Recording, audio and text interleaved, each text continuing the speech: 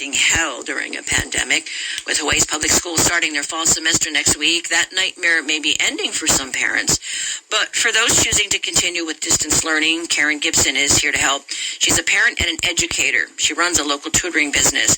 And last year, she wanted to help stress parents because she knows it is hard tutoring your own children while trying to work at home. She began sharing parenting tips on social media, which turned into a book entitled 100 Parenting Tips Inspired by the Pandemic. Here's Gibson.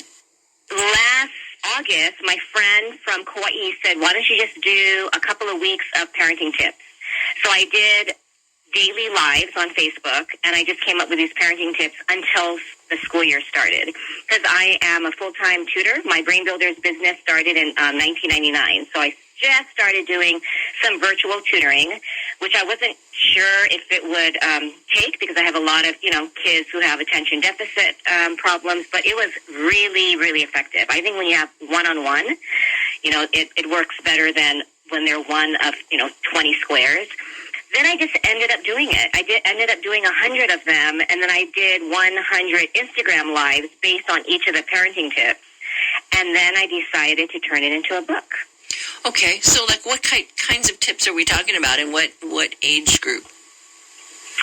Oh, it runs a gamut. I have some, let's just see if I do parenting tip number 57. The art of being interested, that could be at age 3, if they're interested in building Legos, to, the teenage years, right? If they're into Fortnite.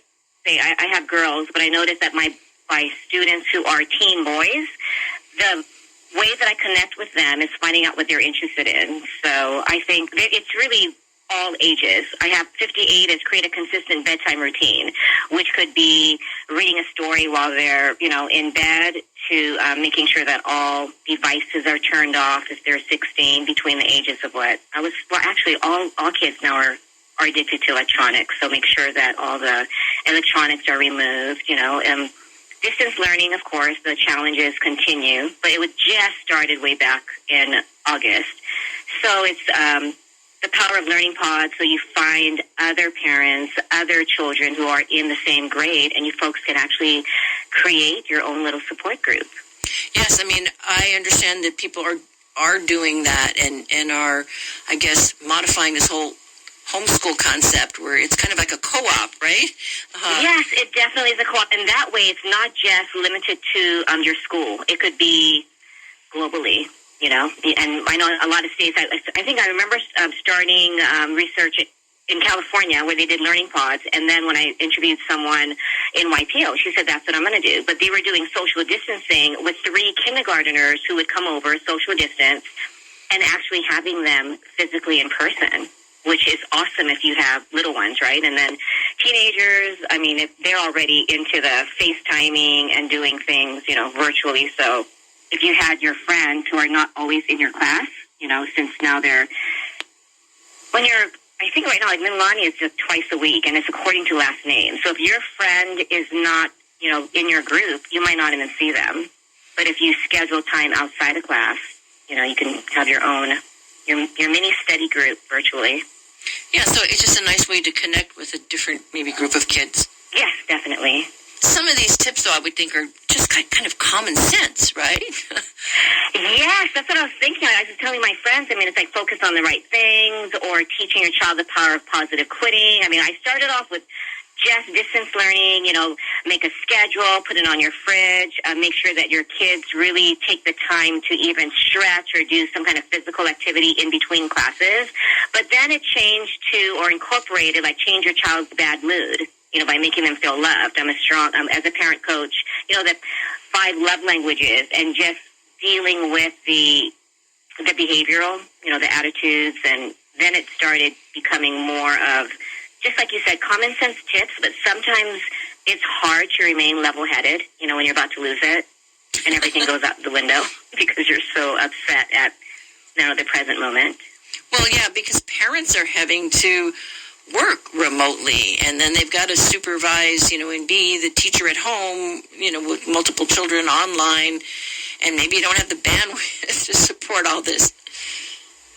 Oh, yeah. I mean, I actually have to do the Google Meet. I mean, I have to go on to Google Classroom, and so I am tutoring virtually and logging on as them, and then we sometimes have internet issues, or the teacher didn't really attach a certain document or video, and I have 1 hour with them, and then with technical issues, already involved sometimes, right? Their internet, something goes wrong with their internet, or sometimes the teacher doesn't know how to log on.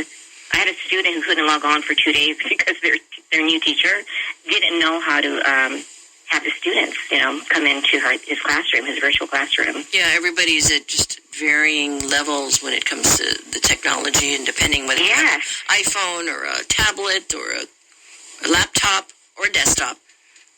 Right. So depending on, and then if your battery dies and midway, they're like, oh, you know what? I'm going to switch onto my iPad.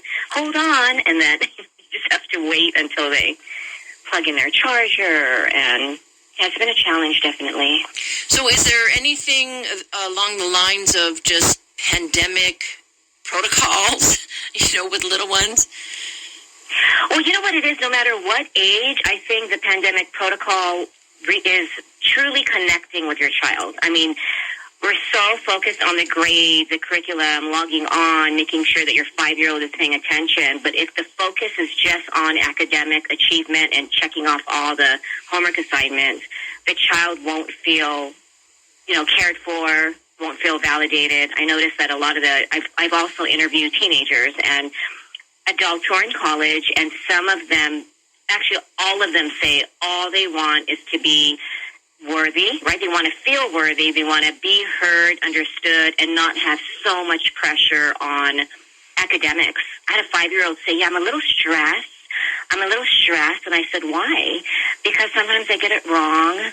So my whole message is, it's okay if you get it wrong.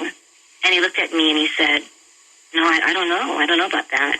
Because, the teacher will either, right, send some message where, nope, that's wrong. And if you're sensitive, right, then you feel that you failed. And I was distressed to read a story about how absenteeism is up in many of our schools. So the learning isn't happening. And I don't know if you've got tips for that. Well, you know what it is? I mean, I actually being next to a child who has to log on, and some of these kids are logging on and then playing video games. They're logging on and then taking an hour and a half shower. But knowing that I tell parents, if you were to take a tax class every single day virtually, or something that you just cannot stand, you don't see value in it, but you keep having to do it, plus you get lectured, and then you have homework on top of it, you don't see any value in it. It's truly, I think, just giving kids just the understanding that, it's okay. It's truly okay, and then find out from them why they are not logging on or why they are missing assignments, but not letting them feel like guilty or that, you will fall behind from now on. You will never catch up, because those messages will cause kids to not even sign on, when they feel so behind. And that's my whole message, is that we can educate them outside of the classroom, inside of our homes, and it doesn't have to be academically related. I was intrigued to see that the school board voted to offer free summer school. Many of the private schools are offering also the classes to prep for the fall. If the kids have fallen behind, you want them to catch up. Yes, and I think that's what I was just telling my student today, a 6th grader who said, I failed it, I did the retake, but I'm going to have to do another, they're letting me do another retake because most of the class failed it. And it was a vocabulary test based on a CNN news segment. And I said, that means a lot of kids have to retake it if she's letting you do a 3rd retake. So I think that the teachers also are realizing that, the kids, could use extra help. And if families can't afford summer school, which is pretty pricey, what better way than offering, free summer school to have them catch up? If parents want to pick up your book, where can they find it? It's on Amazon. It's on Barnes & Noble, Google Books. It's published by Balboa Press, so they actually have it available with Canada publishers. But the easiest way, Amazon.com, BarnesandNoble.com, and then, of course, Google Books. And there's all 100 parenting tips in the book, as well as on my YouTube channel. I have a YouTube channel called Letting Go with Aloha. We have all 100 parenting tips recorded. Plus, I have interviews, with mental health specialists, with parents, grandparents. So it's kind of interesting to see how other parents have, their own tips or how they overcame these pandemic challenges. That was Karen Gibson, a tutor and a parent who compiled tips for other parents trying to juggle working remotely at home while their children were attending school online. It became a book entitled 100 Parenting Tips Inspired by the Pandemic. Gibson says she'll be doing her first book signing on August 6th from 10 to 3 p.m. at the Mililani branch of the Hawaii USA Federal Credit Union. Stop by if you're in the area.